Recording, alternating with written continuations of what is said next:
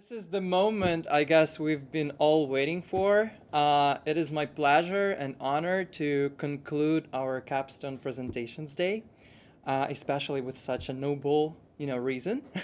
And since I'm the only thing that basically separates all of you from enjoying your well-deserved rest, I guess we should probably just dive right in. So, as you know, by now probably, I'm Ostap, and my project is called Spatio. So, what is Spatio? It's basically a mobile app that allows users to communicate with one another via animated virtual characters in augmented reality. And so basically, right now we have a lot of different messenger apps, and we basically use text, audio, video messages to communicate with one another. So this app allows users to add the 3D dimension to our online conversation. And so the mission of the app is to basically make us feel even more connected online, and to elicit greater emotional response to digital messages.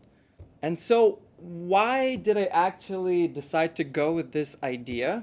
So a 2020 study revealed that in the US alone, 36% of people experience serious loneliness. And this includes 61% of young adults from 18 to 25. It's more than half of all the young adults population. And this number was just striking to me because it seems like we all live in the digital era. We have smartphones, we have social media, we have all of these apps that are meant for us to stay connected, and still we feel even more lonely. And so because AR is a relatively new field, there has not been much research done in how specifically augmented reality can help with combating loneliness. But there was a study done by Finnegan and Campbell, which showed that some of the participants who used the VR chat app, which is like a VR social media app during COVID-19, they reported the reduced feeling of loneliness, the reduced number of negative thoughts, and elevated mood, because they were able to talk to others in a virtual reality setting, which resembles our reality better than the regular messenger apps. Also, in addition to that, the AR experiences are 2.5 times more memorable than non-AR content because of their immersive and interactive nature.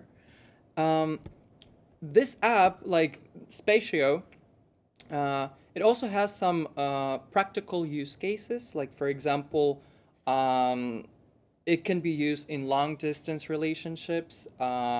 This is actually how I came up with the idea.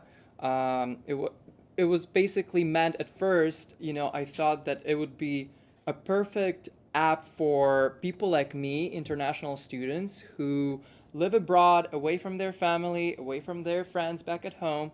And this app could help them feel more connected to their close ones. Also, in addition to that, it would be a great app for special occasion celebrations, like sending each other some animated, greetings and congratulations, and just make the whole experience a bit more interactive. In addition to that, we will talk about it a bit later, but it can also be a great medium for marketing purposes. It's a new way brands, for example, even clothing brands, or just any other brand who produces some physical items, they can basically market their products in AR so that users could better understand what exactly they will receive as a result. So that I think it can be a powerful way for companies to advertise their products. And it actually came to me like a few days ago that it could also be, a great app for language learning, Yasi. Like for example, I think it's easier to practice learning a foreign language when you're talking to like basically a person, right? In virtual reality, like, but still, you get the feeling as if you're talking to someone and not just like, I don't know, like just the screen, talking to the wall or something. So maybe, there is an interesting opportunity there. So now that we answered the question why, let's focus on the question who. Like, who is this app for? My target customer segment is young adults from 15 to 30 years of age. And I decided to focus on this customer segment not because like these people tend to use technology quite extensively and thus are quite likely to try out this new medium of communication, but also because reports show that young users are shifting from traditional social media to immersive virtual environments. And that's why I think there is a promising market there for Spatio. And in order to quantify a little bit like what the long-term prospects could be, I use the TAM SAM SUM model, which we are all familiar with from the tech and the law class. These numbers are I'm just saying this right away. These are super ambitious, and basically what they represent. TAM is the total number of people using social media apps. So total addressable market, like it's the ultimate goal. Obviously, it's unlikely that we will get every single person who uses a social media app to use Spatio, but maybe in the future, as a long-term goal, I think it could serve as a great inspiration rather. So the serviceable addressable market is the number of people who actively use AR in some way through the apps, and this serviceable obtainable market is basically a more realistic target of around 15% of what we can get from the SAM segment. For example, I think Snapchat, like around 200 million users use their AR features every day. So I think in the long term, it could potentially be a rather nice target. And now let's talk about stakeholders a little bit, like who are all the different people who are involved in some way with this project. Obviously, our end users, investors, technology providers. It's important for me to collaborate with Apple, with Google, because they are the owners of the most popular, I would say, mobile platforms in the world. So it's important to collaborate with them and talk to them. Employees, the engine of everything. Partner companies in order to build a brand and gain popularity. So for example, like partnering with other social media apps to raise awareness about Spatio. Also, content creators, influencers, and advertising clients. As I mentioned, I think Spatio could be a great way for companies who produce physical items to advertise their products. So they are also very important stakeholders. All right, so here we have, I think it's good. Let me do full screen though. Yeah. So here we have the login screen, nothing interesting. So yeah, you can basically sign up. You can log in if you have an account already. So once you log in, you can see the screen with the different active chats that you have at the time. So you will see all of the different messages that you got from your friends. And when you click view, you can actually see. So basically, what the next screen will be will turn on your camera, so you will see the real world, but you will also see the virtual object, the virtual character that that person sent you, along with maybe some additional information like a text message or an audio message.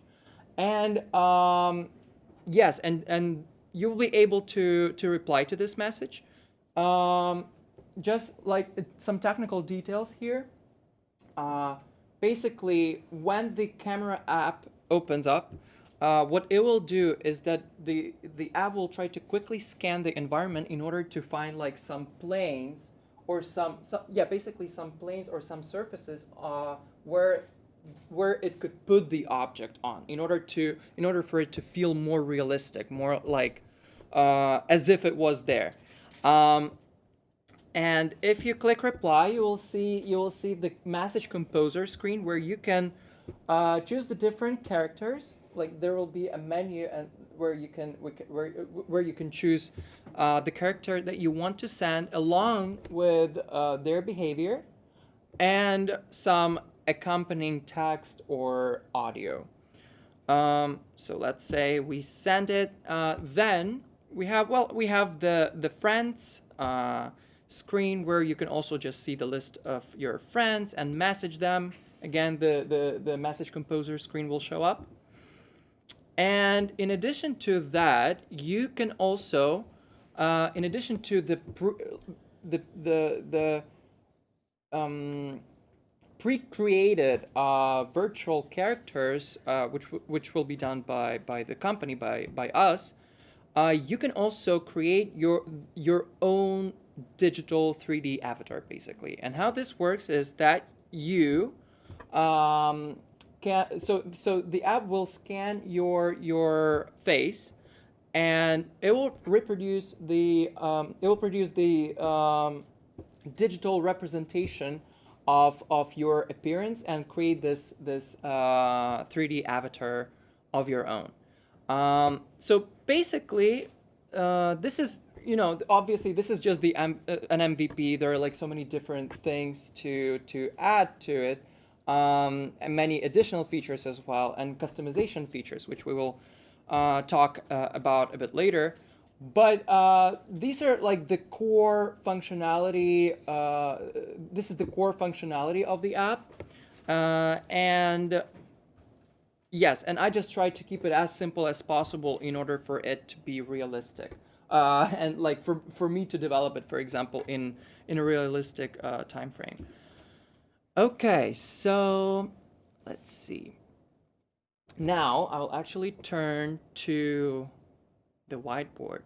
Yes, I will turn to the whiteboard because there is a very interesting thing happening here. So I think Satria actually, he in one of our classes he mentioned that there is a data privacy issue here, because if you want, like, if users are able to create their own 3D avatars, it means that it's something personal to them. So there is a data privacy issue here. And in order to tackle this problem, in order to make sure that their avatars remain protected, I came up with a way to make sure that the company doesn't really store your avatar on their servers. So let's look at the scenario. Like, what's happening when you are communicating with someone on a messaging app, for example. So we have a server. I have a server. I'm the company. This is my server. And this is Bob.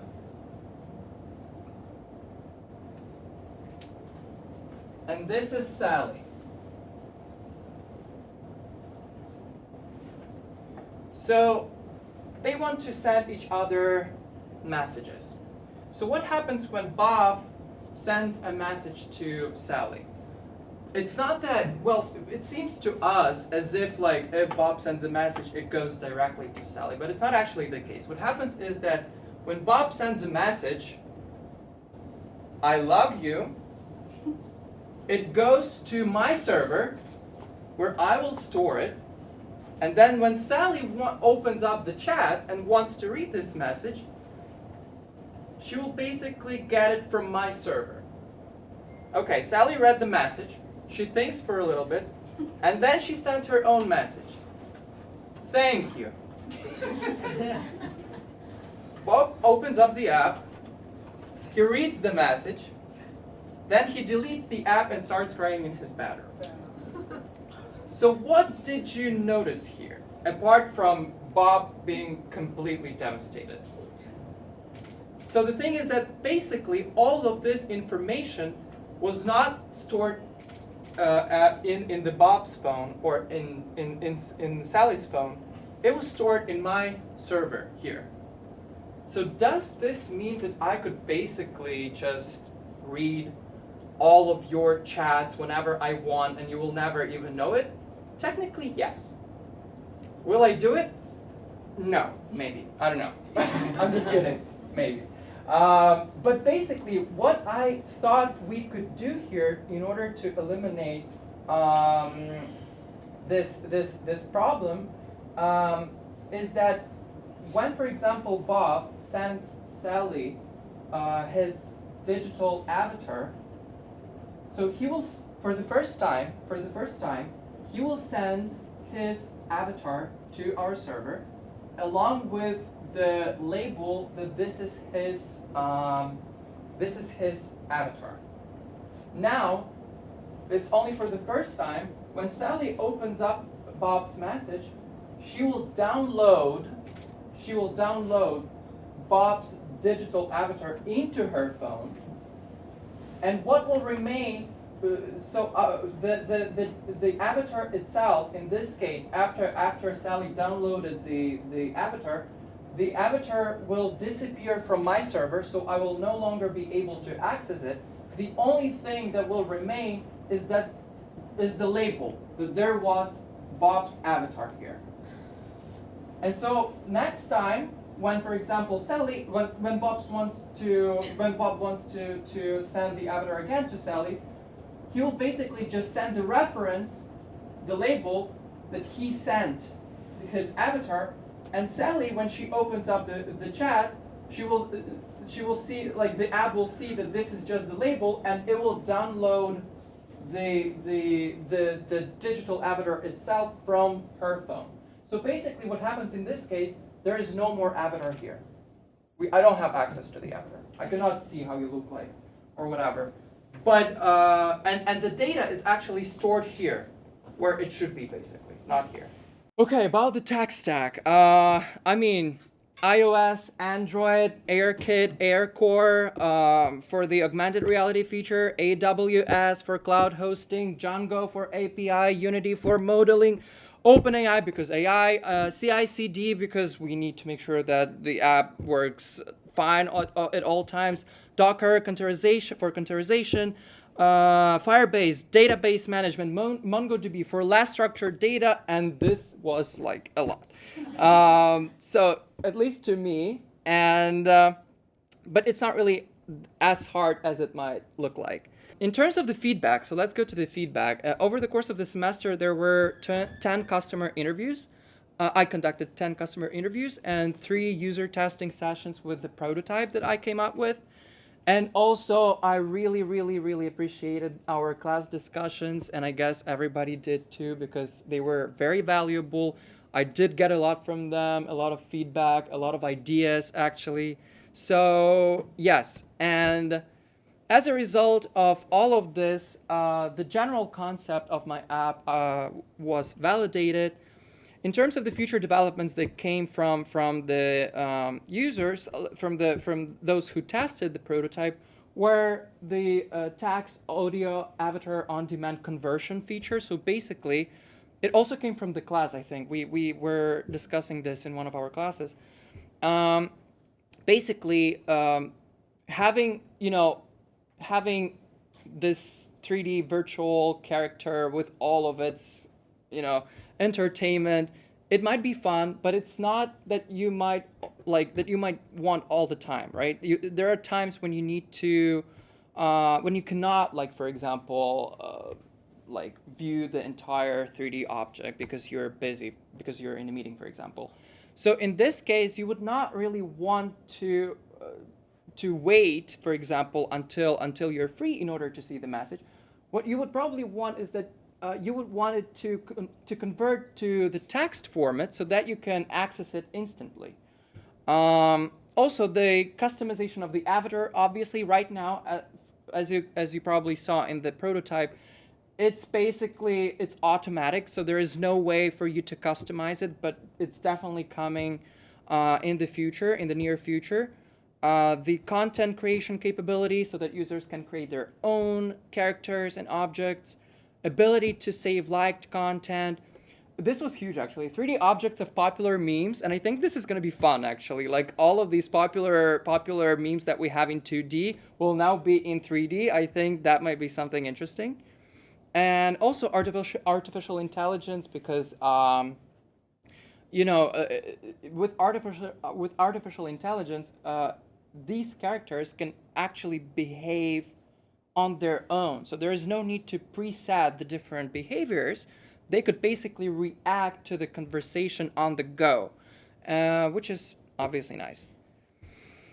In terms of competitors, I just outlined the three big ones. So Snapchat is probably the main one because it's a big company and they are also quite serious about AR. They have like their AR lenses, and as I mentioned, they have like 200 million daily active users who use their AR features. Meta, because it also has some AR functionality in their apps. But primarily, I put Meta here because they like to copy everything that everyone else did. And then there's also this company, I'm not sure how to pronounce it correctly, but it's probably like Spatio or something. This is basically an app which is very popular in Korea. And the main difference between this app and Spatio is that they use those 3D virtual objects in the virtual reality, whereas my app, whereas Spatio, is in the real world. So I use not the virtual reality, but augmented reality. So I use the real world setting. Meta, I mean, let's not talk about them. Snapchat, well, again, Snapchat's AR features are more like static, so these are more like masks that you can use when you're taking pictures. My app, like Spatio, is more about actually interacting with standalone virtual objects. Revenue streams, those are probably the three main ones, even though I would like to point out that I do not plan to focus on revenue right away. Because I first want to focus on functionality and gaining traction. And so for the revenue streams, like one of the main ones would be the subscription fee for premium features such as advanced modeling features and some exclusive content. Also the commission on in-app purchases. If there is like if there's content that you have to pay for, and also revenue from advertising branded content that I explained before. Now let's talk about the team. So as of now, the team is rather small, but we're looking forward to grow in the near future. And yes, I mean, hopefully, if we get funding, we'll be able to hire more people. But as of now, it's just me. Oh yeah, actually, and before I conclude, you could see that I tried to incorporate some jokes in my presentation, and it's not just because I think it's fun, but also because our research shows that students' attention increased by 20% in lectures that incorporated humor in some way. So that's why I decided to kind of like try to not make this presentation too serious and just make it a bit more fun. And I guess that's it. Yes, I'm open to your questions.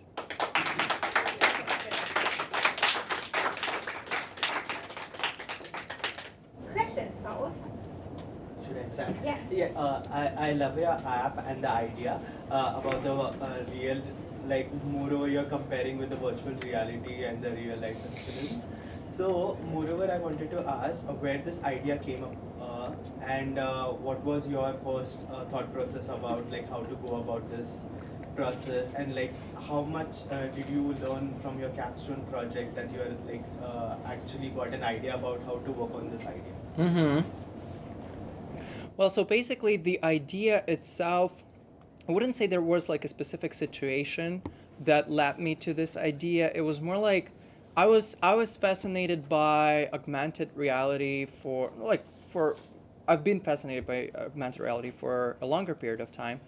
And I was thinking about the various ways we can utilize this technology. And then it came to me here, for example, when I realized that sometimes, and I guess like many people might have felt the same way, you might feel lonely sometimes. You might feel like you miss your friends, your parents, anyone from your home country. And so it came to me that this is actually a great situation to apply augmented reality in. So you can obviously we have FaceTime, we have everything, and this is cool, and this is amazing. And I think sometimes this app cannot substitute it. But what this app can do is that, we all use stickers, we all use emojis, right?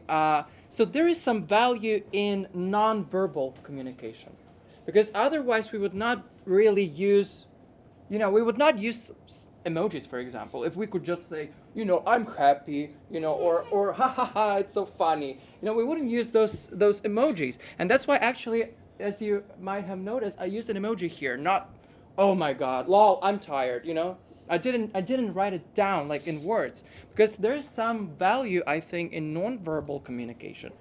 And by taking this and getting it into 3D, into the real world, I think that it can bring even more value in this case. So I'm sorry, I don't remember all of the parts of your question. So if I didn't answer something, please remind me. And brilliantly, thank you. Thank you for your question. What's your dream partnership? Sorry? What's your dream partnership for that? Well, I guess obviously it would be nice to partner up with it would be nice to partner up with one of my potential competitors. Meta. Yeah. Well, I'll think about it. But basically, well, first of all, you eliminate the possibility of them of just taking over your idea. But also, in addition to that, it will help, it will help to gain traction, to gain awareness about the product, about the app. And in the future, though, like once we get a bit, once we grow and get a bit bigger as a company, then we can think of like separating ways and doing something different. And because that's when we can actually, compete. Right now, since it's just the beginning, it's important to, I think, build strategic partnerships with some of the bigger companies in the field, in the industry. So, yeah. When you launch, how are you gonna get the traction? Okay, this is actually a good question, because I was thinking about the go-to-market strategy basically, and what I was thinking I could do is that.